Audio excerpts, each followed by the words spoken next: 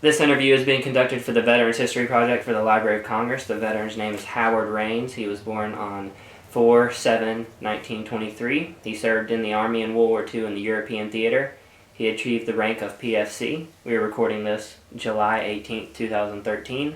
I'm Will Hines and I'm conducting this interview. No relation. So, Mr. Raines, I understand you were drafted in 44. Now, were you at Clemson before then, or? No, I was at Long Creek. Long Creek High School? Yes, sir. I had finished school and had been to Mars Hill for 1 year. And then I was home for the summer, and I had a bad start in school. I hated school.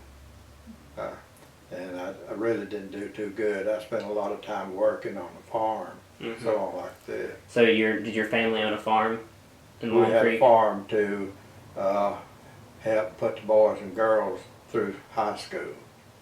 And he also was to try to educate mountain boys and girls to become Christians. Great. And so I worked on the farm, and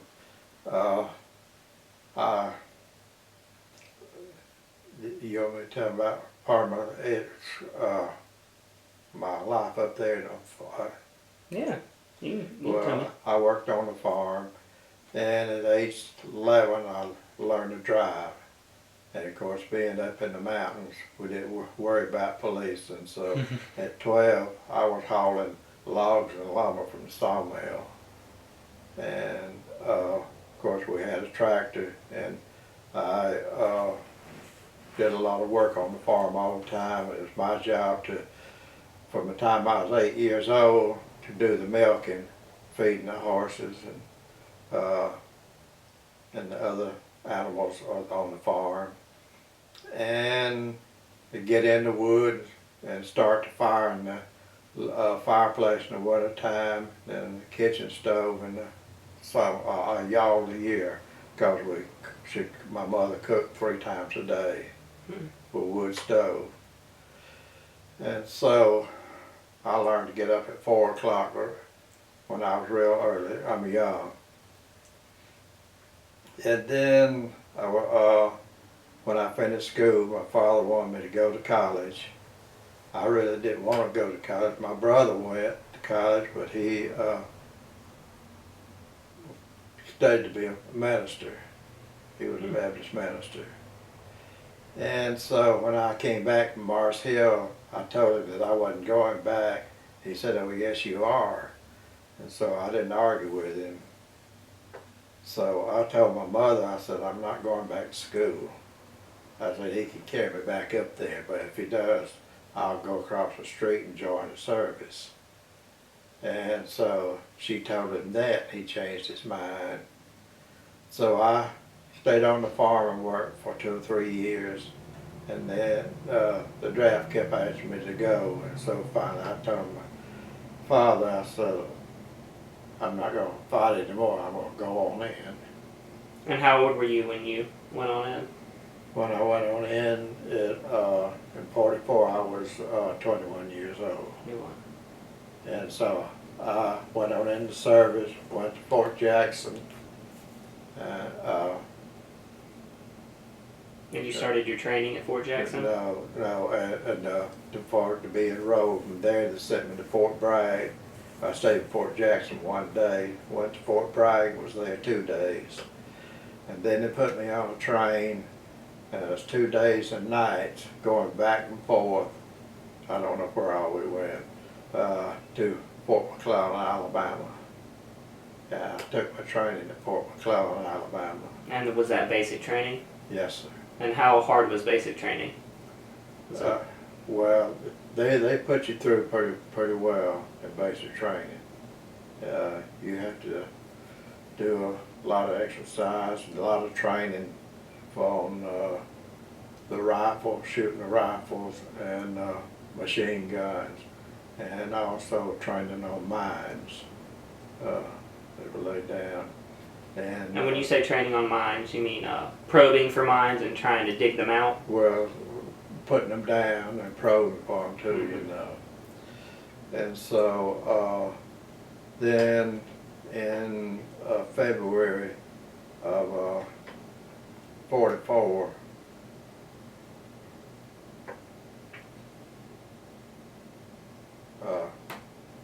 say what in there, 44, that'd be in 45, yeah, February 45.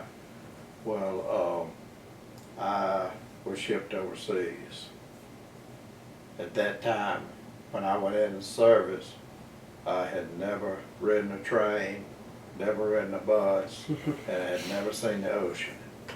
So you knocked out all those really so quickly. I got to see it all whenever I went in service. And they sent me to Camp Kilmer in New Jersey. And from there, we stayed there 2 weeks. And during that 2 weeks, the railroad people would come out and ask for volunteers to unload trains. And I volunteered, and so I worked most of the time of those 2 weeks unloading raw rubber off the train. And so I made some good money. And so I sent it home, and then they shipped us out, and we was in a big convoy. We were 12 days zigzagging, going across, and landed in Le Havre, France. And we were there part of one day. Then they put us on what they call a cattle car train, because most of the coaches had been shot up. Really? Yeah, we passed a lot of them that are still on the tracks that were completely shot up with machine guns and things like that, completely destroyed. So we went in the cattle car all the way into Germany, and they sent us straight to the front lines. And we were two days going. So that was a 2-day trip from France almost 2 days, yeah, into Germany. And what kind of equipment did you have? What gun did you carry? And well, at the time I got over there, well, they gave me a carbine to carry and a 45 pistol. Mm-hmm. And then I was with the outfit that with the anti-tank outfit, and I was an ammunition handler, because I had not been trained on the anti-tank outfit, and they had other men that operated it, and I was an ammunition handler.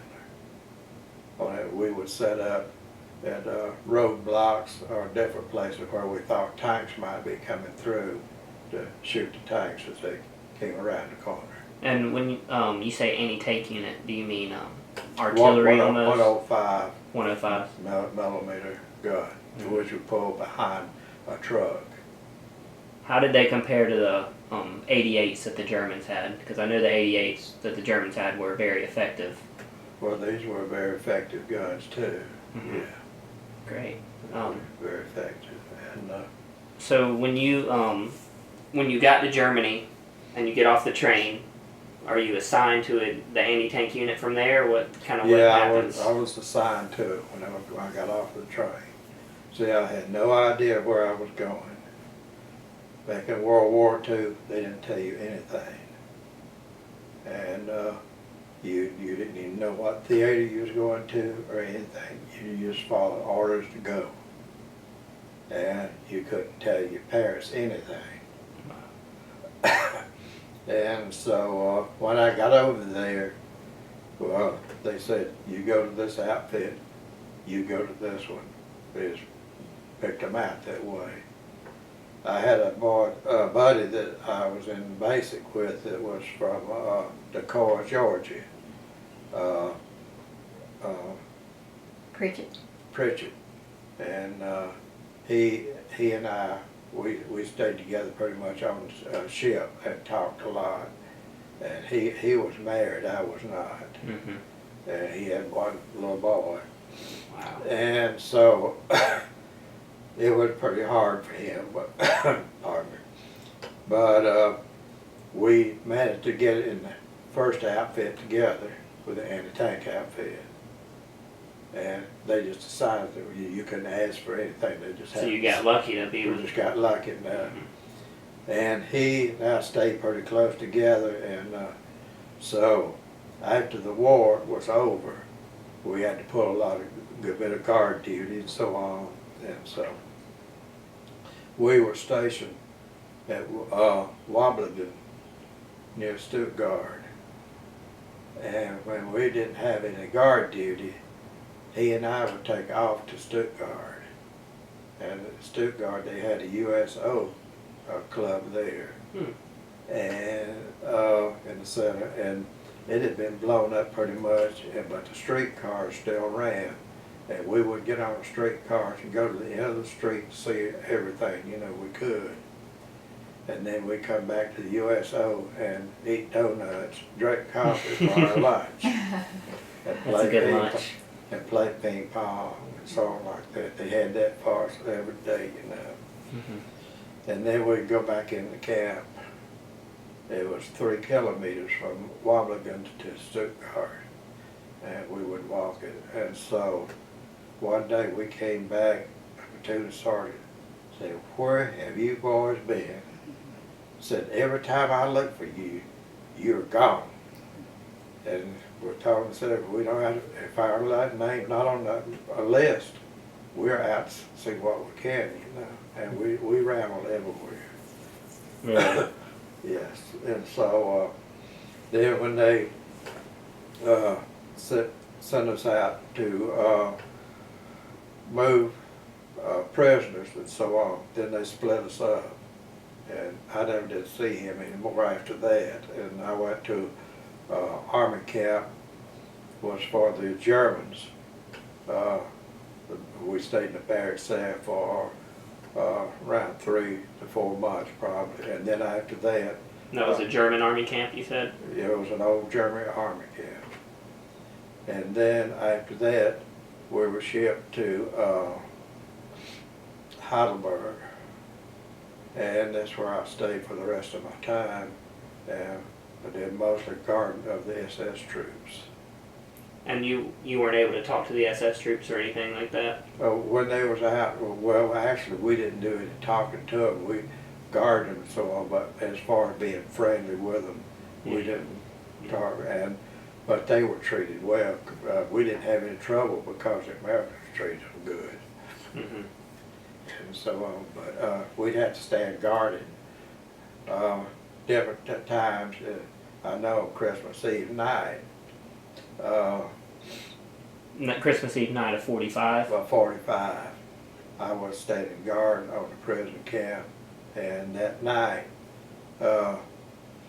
most of all the other boys got drunk, and there was only 3 of us, the sergeant of the guard and myself, and one other guy was on the ones left, and we had to stand guard all night. Oh, God. I bet it was cold, too. Yeah. How was the winter in Germany? It was cold. It was real cold. We had a good bit of snow and all, and it was cold times. In fact, when we were going up to this camp, German camp, the snow was so deep that we got stuck and couldn't go on all the way up there. And they brought a tanks in to pull us on it. I mean, get us on up through the snow. But we spent the night that night sleeping in a 4x6 truck. There was 4 or 5 of us. We squeezed in together, sleeping in the back of that truck. Oh, bet that was uncomfortable. Yeah. Well, a lot of things were uncomfortable, but anyway, that's what we did that night. I remember that, and if one moved, everybody had to move. In other words, when you got there in a position, you didn't move because we were that close. So you told me you caught the last part of the Battle of the Bulge. Yes. And did you go to Bastogne, or where did you end up going? Well, we were close to what they call the Black Forest. Or is that the Ardennes, or? That was not too far from the Bulge, but I can't remember the town, the old town we went where we crossed the Rhine, and but that's where we were for a while. Mm-hmm. Now, did you ever face any tanks? Because I know you were in the anti-tank group, and did you ever have any coming up a road? We never did face one, really. Well, that's lucky. Yeah, we never did face one, but we set up for them several times. Mm-hmm. And we set up one time and thought the enemy was in a building up there, was going to shoot into that building, but found out there wasn't. They had a scout go over and find out. Mm. And, Did y'all face any small arms fire every yeah. now and then? Yeah, yes. So we would face some, and in fact, the first night or two that I was there was in a building, and I heard shooting all night long. You know. Really? Yeah. And so you did never know where the bullets were coming from.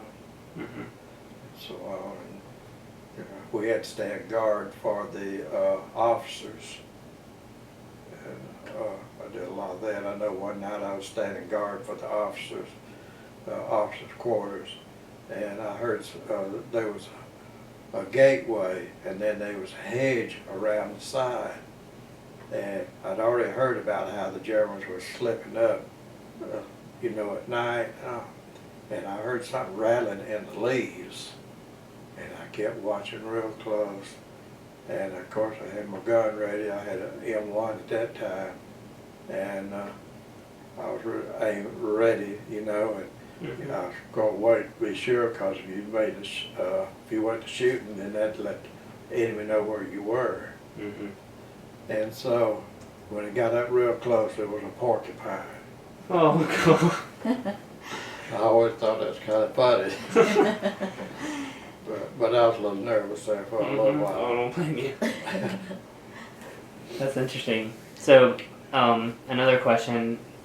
Were you ever strafed by enemy airplanes? No. No, they came over where we were a lot of times. We saw many days, several days. Mm-hmm. But we never was strafed by. Of course, most of what we saw was the American airplanes. Mm-hmm. I'm sure you saw the B-17s and B-24s yeah. flying over heading to Berlin. Yes. Now, did you ever get to go to Berlin? No, never did get to go to Berlin. Yeah. But you stood guard the SS troops for... Mm-hmm. How long did you stand guard for them? The exact number of months, I don't know. I know I was there 2 or 3 months for Christmas, and then I there till I was sent home in 46. May of 46. Now, what happened to those troops? Were they accused of war crimes? What happened to them? Do you remember the SS troops? The SS troops were troops that were captured. A lot of them surrendered and so on, but they were troops that were captured. And Mm-hmm. when they were captured, they were put in a camp and held as prisoners. And what really happened to them after that, after I left, I really don't know. I never did try to find out. But while we were there, actually we didn't get us in trouble. That night I was telling you about, December of 45, there was 2 or 3 men out on the yard, and one of the guys opened up a machine gun on them, but he didn't kill any of them, he didn't hurt any of them. But that's the one that took off, and then I left 2 of us up there guarding. There was supposed to have been at least 3 and sometimes 4 Wow. guarding. So one of the SS troops took off? No, one of the American. Oh. He was drinking, and he opened up a gun on him, and so they had to take him off of the post. Oh, God. Yeah. Wow. So you ended up, what happened between the Christmas Eve that you were talking about and May, whenever you came home in 46? I continued to stay there to pull guard, Mm-hmm. and that's what we did, is pull guard on the, for the SS troops. Now, I know that you have these things you got from Germany, the Iron Cross, and a couple of these other Third Reich things. You said you got them out of houses, or what happened? Yeah, I got out of houses there Wow. where we were staying, because we stayed in houses all the time. Mm-hmm. And you just stayed in old houses that were once. We'd take German. over the whole house, yeah. Did you have any interactions with the civilians there? Oh, yeah, we talked to some of them, yeah. It was and we had one girl that came up, and she would pick up our cleaning, our clothes, dirty clothes, and she would take them and wash them and iron them and bring them back to us, and for a pack of cigarettes or a bar of candy. Really? Yeah. Cheap labor, huh? And, Mm-hmm. What's that? and so at that time, the cigarettes cost me 50 cents a carton, nickel a pack, and the bar of candy cost me a nickel. And so you got your laundry done for a nickel. for a nickel a week, and they were glad to get it for that. Whatever they wanted, a bar of candy or a pack of cigarettes, that's what I would give them. This girl, she was real nice, clean cut girl, And she was German.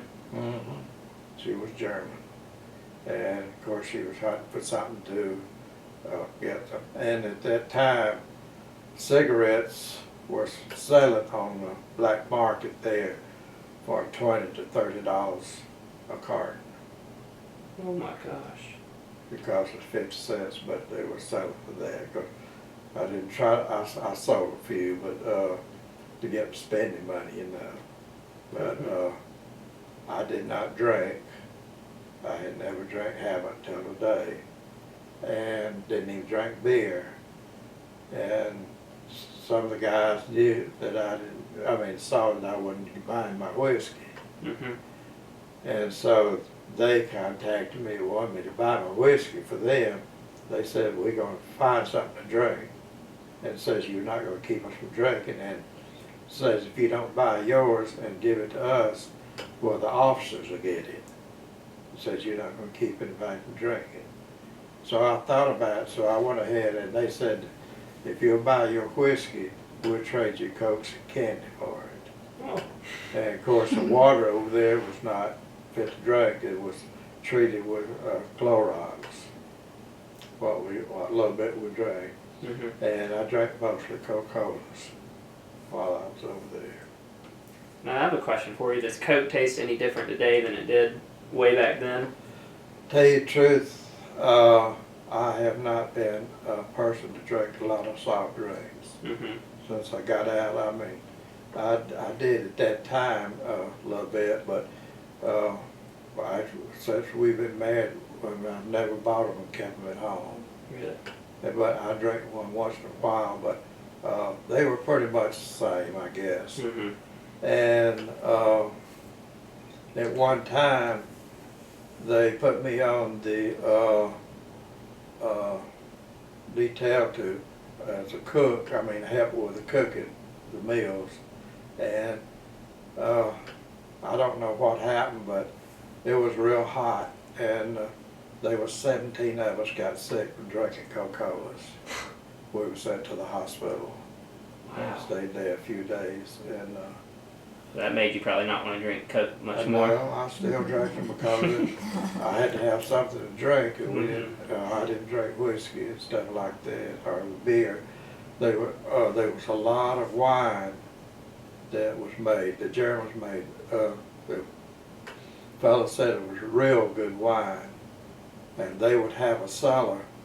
You'd go down to a basement, and then they'd have, or down deeper, they'd have another cellar. It would be pretty cold down there. And they would have barrels of wine, which was usually 100 to 150 gallon barrels. Oh my gosh. And so they kept wine up on the table all the time that they drank. They liked it very much. And How was the food that you ate You know, did you have K rations or did you have what? Well, kind at of, first we had K rations. How did those taste? I don't even know what they are really. Well, it was something to eat, but they had powdered eggs. I couldn't stomach the powdered eggs, and I really hated those. And I would go up, a lot of times I would go up to the mess hall and start up for breakfast, and I'd smell those powdered eggs, and I'd just turn around and go back. I wouldn't even eat breakfast. Really? No, because I couldn't eat those. But once we got into Heidelberg, we had I think he was an Italian, and he was a real good cook, and he cooked pies and stuff like that, and he cooked our meals, and we had a real good meal every day. That's awesome. Breakfast, noon, and night. So, when we first went in, though, we had to carry our own canteen and plate and knife and fork, and they kept stressing that we keep them clean. Well, I kept mine clean, but some of the guys didn't. Even when we was riding the train up at the front lines, they got sick with dysentery because they wouldn't keep their canteen clean. And 'cause if you didn't, you'd get the GIs real quick. Mm-hmm. So, How many times would you have to clean your gun whenever you were on the front lines during combat? well, those 2 usually months? we'd usually clean a lot of nights. We would clean our gun. Well, you know, late in the afternoon. Mm-hmm. So we had to clean them pretty often. So I bet you knew pretty well how to take it apart and clean it and Oh, put it back yeah. together. Oh yeah, you learn that basic. Mm-hmm. You clean that gun, and if there's one little spot in there, boy, it made you clean it some more. Yes, sir. Wow. So you came back home in May of '46, and what did you do from there?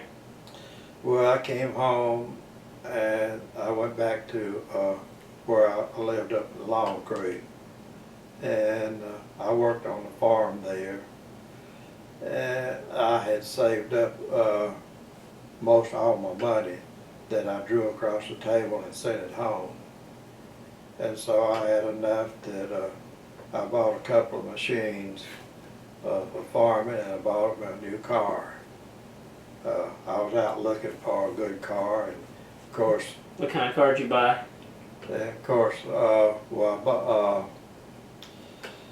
was looking for a good used car, and I couldn't find one. And so I went home, and my father had put in with Roper Motor Company for a new car when they started making them. And it happened to be when I got back home, I'd been gone about 3 days. I stayed with my uncle in Greenville. And so he said, got home, and he said, I've had my name in for a car, Roper, and said it came in today. And he said that if you want it, if you will agree to, if mine breaks down until you get it fixed, let me use yours to go to church, because he preached at a church in Anderson County, which was 50 miles away. Wow. He preached at New Prospect and also Long Branch. And so I agreed to do that, and I bought a 46 Ford, 6-cylinder, straight 6. And so it was my job to keep up all the machinery and all that on the farm. We lived 15 miles from any town, and so we never went to town to get cars fixed hardly. He would his a little bit, because he had a friend in Westminster that would work on his, and if he had any problem with it, he'd fix it, and they would charge him. Really? Because he was a preacher, going right to school. Mm-hmm. And this fella also ran a record service. And he told him, says, if you ever break down, says, I don't care where you are, call me and I'll come get you. And one night he did break down in Greenville, and he called him. He came over and hooked his record up, brought him home. Wow. And then he, next day he fixed his car and brought it up to him, hooked it to the record and carried it to him. So I understand you went to Clemson after that? Yes, after being in service, I saw that I saw the need of education more, and at that time I had already married.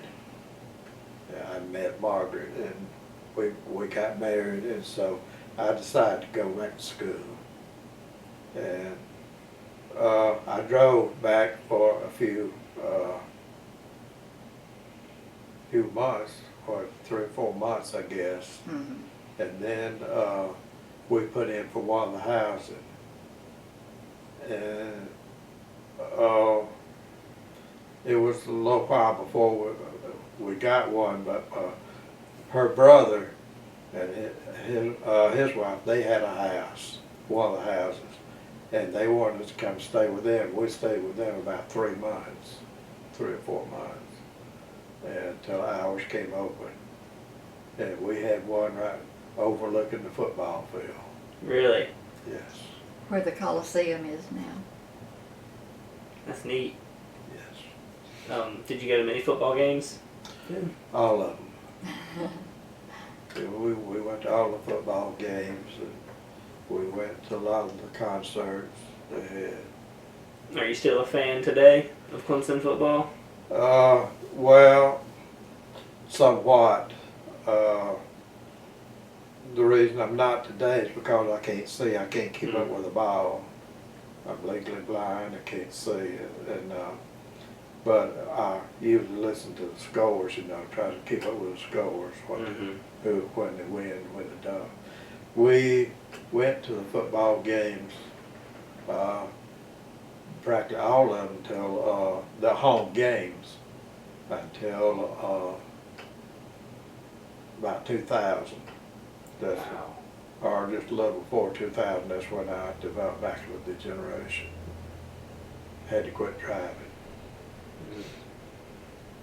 But we used to have our neighbor.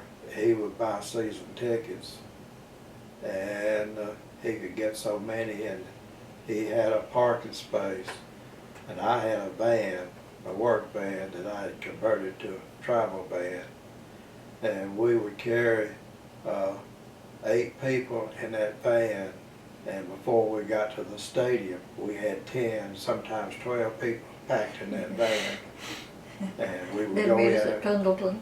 And we would go into the stadium and park in our parking place, and then we would, what